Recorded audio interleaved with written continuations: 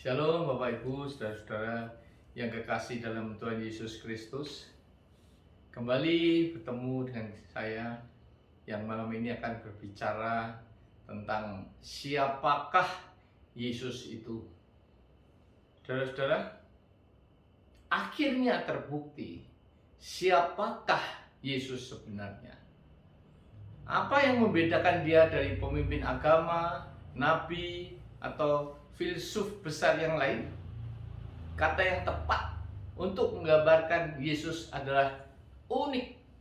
Perkataannya unik, pernyataannya mengenai dirinya sendiri unik, mujizat-mujizat yang dibuatnya unik, dan pengaruhnya pada dunia tidak dapat disamai oleh orang lain.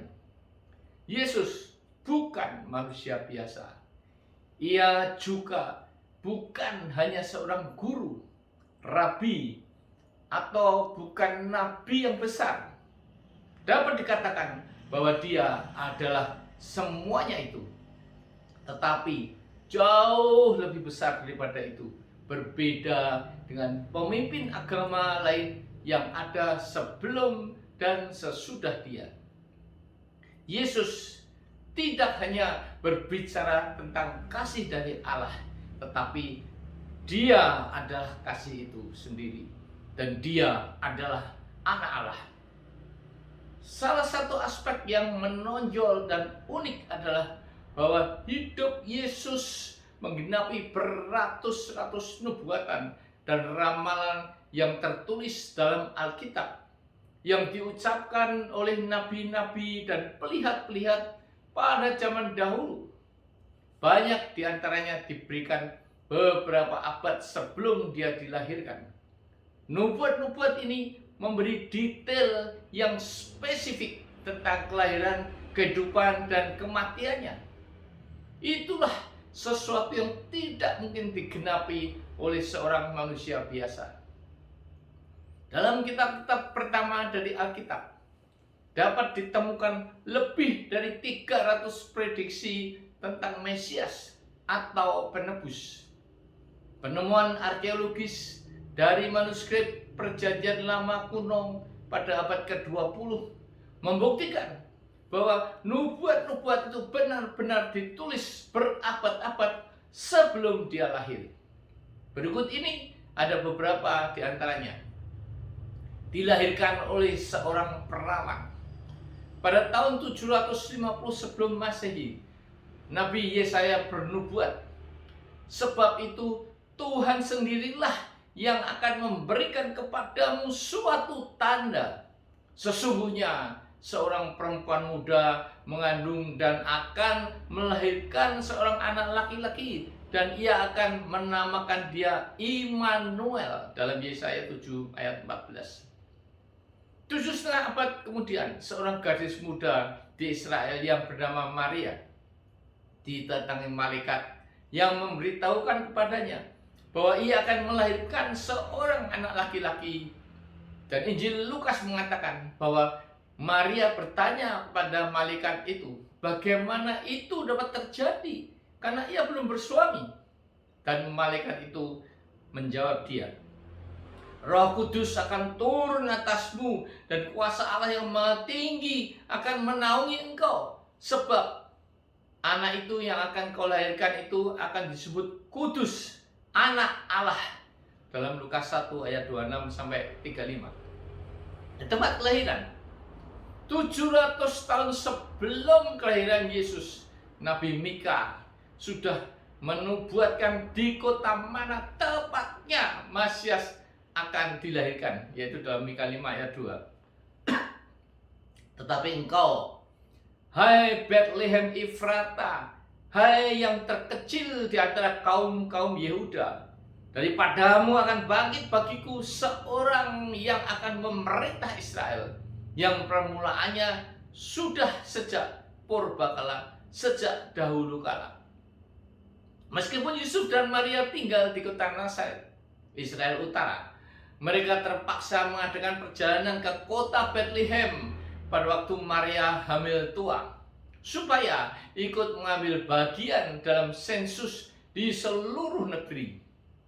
Pada waktu mereka berada di Bethlehem, itulah Yesus dilahirkan. Proses kemenangan masuk ke Yerusalem. Oleh kuasa Roh Tuhan, Nabi Zakaria menyuruh orang-orang, bersorak-soraklah dengan nyaring, hai putri Yerusalem, lihat rajamu datang kepadamu, ia adil dan jaya, ia lemah lembut dan mengendarai seekor keledai beban yang muda. Dalam Zakaria 9 ayat 9. Hal ini dinubuatkan tahun 440 sebelum Masehi. Dan 5 hari sebelum Yesus disalibkan, Yesus kembali ke Yerusalem dan menyuruh murid-muridnya, pergilah ke kampung yang ada di depanmu itu, dan di situ kamu akan segera menemukan seekor keledai betina tertambat dan anaknya ada di dekatnya. Lepaskanlah keledai itu dan bawa keduanya kepadaku. Maka pergilah murid-muridnya itu dan berbuat seperti yang ditugaskan kepada mereka. Mereka membawa keledai betina itu bersama anaknya. Dan Yesus pun naik ke atasnya, dan orang banyak yang berjalan di depan Yesus dan yang mengikutinya dari belakang berseru, katanya, Hosana bagi anak Daud, diberkatilah dia yang datang dalam nama Tuhan. Matius 21 ayat 2-10. Pengkhianatan. Pada tahun 487 sebelum Masehi, Nabi Zakaria menulis dalam Zakaria 11 ayat 12. Lalu aku berkata kepada mereka, jika itu kamu anggap baik, berikanlah upahku, dan jika tidak, biarkanlah. Maka mereka membayar upahku dengan menimbang 30 uang perak. Di dalam perjanjian baru dikatakan, sebelum Yesus ditangkap oleh musuh-musuhnya, Yudas Iskariot pergi kepada imam-imam kepala dan berkata, kemudian pergilah seorang dari ke-12 murid itu yang bernama Yudas Iskariot kepada imam-imam kepala. Ia berkata, apa yang hendak kamu berikan kepadaku supaya aku menyerahkan dia kepada kamu? Mereka membayar 30 uang perak kepadanya.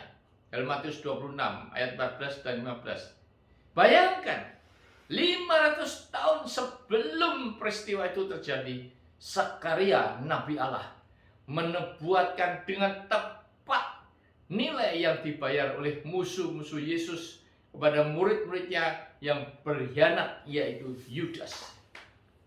Yesus diadili dalam Yesaya 53 ayat 8.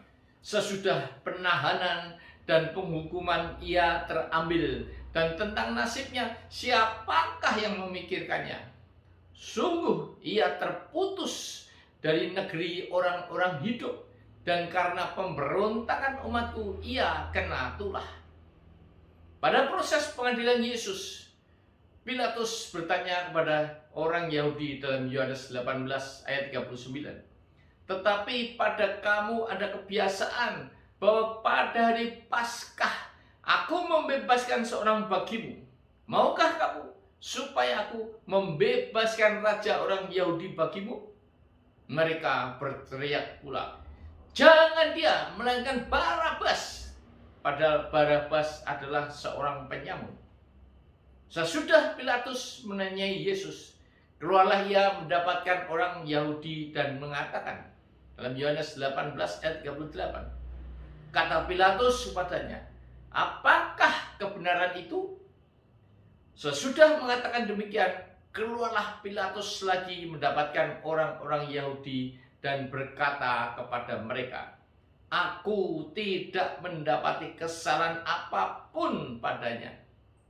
Yohanes 19 ayat 4 dan 6. Pilatus keluar lagi dan berkata kepada mereka, lihatlah, aku membawa dia keluar kepada kamu supaya kamu tahu bahwa aku tidak mendapati kesalahan apapun padanya.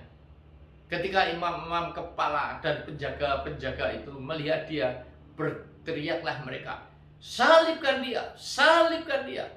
Kata Pilatus kepada mereka, ambil dia dan salibkan dia, sebab aku tidak mendapati kesalahan apapun padanya.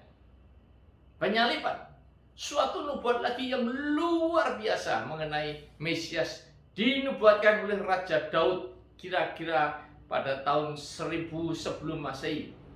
Di dalam nubuatnya, Daud memberikan detail tentang kekejaman dan kematian Yesus yang penuh dengan penderitaan yang tidak pernah dialami oleh dirinya sendiri. Seperti air aku tercurah dan segala tulangku terlepas dari sendinya. Hatiku menjadi seperti lilin, hancur luluh di dalam dadaku. Kekuatanku kering seperti beling, lidahku melekat pada langit-langit mulutku, dan dalam debu maut kau letakkan aku.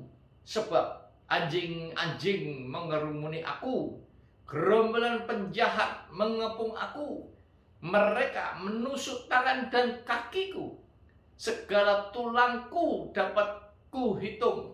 Mereka menonton, mereka memandangi aku, mereka membagi-bagi pakaianku di antara mereka, dan mereka membuang undi atas jubahku. Dalam Mazmur 22 ayat 14 sampai 18. Saudara-saudara, Raja Daud mati secara alami dalam keadaan damai. Jadi tidak mungkin dia berbicara tentang dirinya sendiri dalam ayat Alkitab tersebut.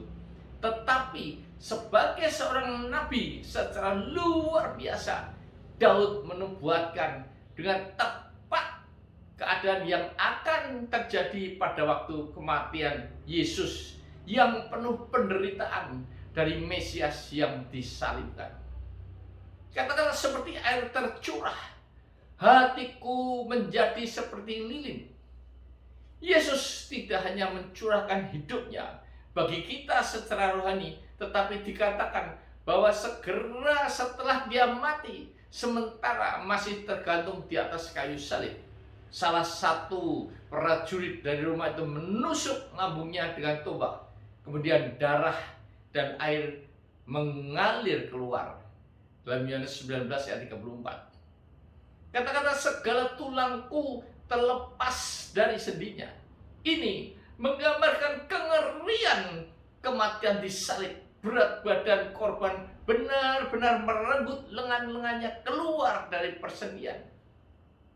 Kata-kata anjing-anjing mengerumuni aku, gerombolan penjahat mengepung aku. Dalam perjanjian baru disebutkan bahwa musuh-musuh Yesus, pemimpin-pemimpin agama, yaitu orang Saduki dan orang Farisi yang jahat dan penuh dendam, mengelilingi dia ketika dipakukan di salib sambil mengejek dan menghujat dia. Dalam Matius 27 ayat 39 sampai 44. Kata-kata mereka menusuk tangan dan kakiku. Ini adalah prediksi yang paling mencengangkan dari nubuat ini. Orang-orang Yahudi pada zaman Daud tidak mempraktekkan penyalipan. Hukum agama mereka menentukan agar para penjahat dirajam sampai mati. Tetapi Allah menunjukkan kepada nabinya Daud bagaimana Mesias akan mati. Kerajaan Roma yang bahkan belum ada pada zaman Daud, orang Roma menghukum mati para penjahat dengan penyalipan. Kata-kata mereka membagi-bagikan pakaianku di antara mereka, dan mereka membuang undi atas jubahku. Ini penggenapan dari nubuat dalam Injil ini, yaitu dalam Yohanes 19 ayat 23 dan 24. Sesudah prajurit itu menyalibkan Yesus, mereka mengambil pakaiannya lalu membaginya menjadi 4 bagian untuk tiap-tiap prajurit 1 bagian, dan jubahnya juga mereka ambil. Jubah itu tidak berjahit, dari atas ke bawah hanya 1 tenunan saja. Karena itu mereka berkata seorang kepada yang lain, janganlah kita membaginya menjadi beberapa potong, tetapi baiklah kita membuang undi untuk menentukan siapa yang mendapatnya. Penutupan pintu gerbang timur. Kemudian ia membawa aku kembali ke pintu gerbang luar dari tempat kudus yang menghadap ke timur. Gerbang itu tertutup. Lalu Tuhan berfirman kepadaku, pintu gerbang itu harus tetap tertutup, jangan dibuka dan jangan seorang pun masuk dari situ, sebab Tuhan Allah Israel sudah masuk melaluinya. Karena itu gerbang itu harus tetap tertutup. Dalam Yehezkiel 44 ayat 1 dan 2. Nubuat ini diberikan oleh Nabi Zakaria tahun 572 sebelum Masehi. Penggenapannya ketika Yesus, yaitu Tuhan Allah Israel, diarak masuk ke Yerusalem dengan menunggang keledai beban muda. Ia datang dari Bukit Zaitun dan masuk melalui pintu gerbang timur Yerusalem. Gerbang yang membawanya ke pelataran bait suci seperti telah dikatakan. Pintu gerbang luar dari tempat kudus yang menghadap ke timur. Pada tahun 70 Masehi, kota Yerusalem dihancurkan dan tetap berupa puing-puing selama berabad-abad. Pada tahun 542 Masehi, Sultan Sulaiman yang beragama Islam membangun kembali tembok-tembok kota. Orang-orang Yahudi yang menolak Yesus tetap percaya bahwa Mesias akan datang dan akan masuk dengan prosesi kemenangan ke Yerusalem.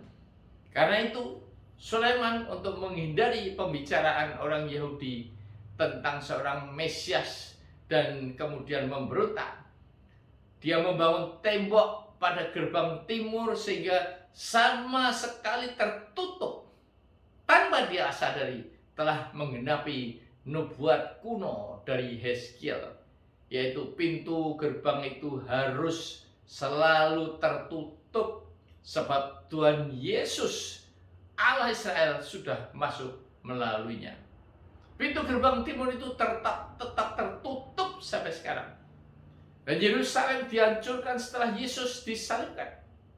Menurut nubuat ini, setelah kematian Yesus, kota Yerusalem dan bait suci akan dihancurkan. Ini terjadi setelah 40 tahun kemudian. Nubuatan dalam Daniel 9 ayat 26. Sesudah 62 kali 7 masa itu akan disingkirkan seorang yang telah diurapi, padahal tidak ada salahnya apa-apa. Maka datanglah rakyat seorang raja memusnahkan kota, yaitu Yerusalem, dan tempat kudus itu, yaitu bait suci orang Yahudi. Tetapi raja itu akan menemui ajalnya dalam air bah, dan sampai pada akhir zaman akan ada peperangan dan pemusnahan seperti yang telah ditetapkan. Dengan kata lain, menurut nubuat ini, setelah kematian Yesus, kota Yerusalem dan bait suci akan dihancurkan, dan ini terjadi 40 tahun kemudian. Pengenapannya, setelah Yesus mati, yaitu disalibkan pada tahun 30 Masehi, bukan bagi dirinya tetapi bagi dosa dunia. Apakah yang terjadi pada Yerusalem dan bait suci orang Yahudi? Pada tahun 70 Masehi, pasukan Roma dari Kaisar Vespasian, yaitu rakyat seorang raja, di bawah pimpinan rakyatnya, anaknya, Jenderal Titus, masuk dan membakar habis kota Yerusalem dan menghancurkan sama sekali bait suci, sehingga tidak ada satu batu pun yang terletak di atas yang lain. Nubuat yang mengagumkan yang diucapkan Yesus 40 tahun sebelum bencana itu terjadi telah digenapi dengan tepat. Dalam Matius 24 ayat 1 dan 2, atau Lukas ayat 19 ayat 42 sampai 44, Lukas 21 ayat 20 sampai 24. Penguburan Yesus, nubuatannya, orang menempatkan kuburnya di antara orang-orang fasik, dan dalam matinya ia ada di antara penjahat-penjahat. Yesaya 53 ayat 9. Pengenapannya, Yesus mati sebagai penjahat di mata dunia karena ada dua penyamun disalibkan bersama dia. Matius 27 ayat 38. Dan setelah mati, datanglah seorang kaya bernama Yusuf yang menghadap Pilatus dan meminta mayat Yesus. Yusuf pun mengambil mayat itu, lalu membaringkannya di dalam kuburnya, yaitu kubur Yusuf sendiri yang masih baru. Dalam Matius 25 ayat 57 sampai 60. Kebangkitan Yesus, sebab engkau tidak menyerahkan aku ke dunia orang mati dan tidak membiarkan orang kudusmu melihat kebinasaan. Mazmur 16 ayat 10. Kata dunia orang mati berasal dari kata Sheol yang berarti neraka atau kubur. Raja Daud yang memberikan nubuat ini telah mati dan dikuburkan dan dagingnya membusuk.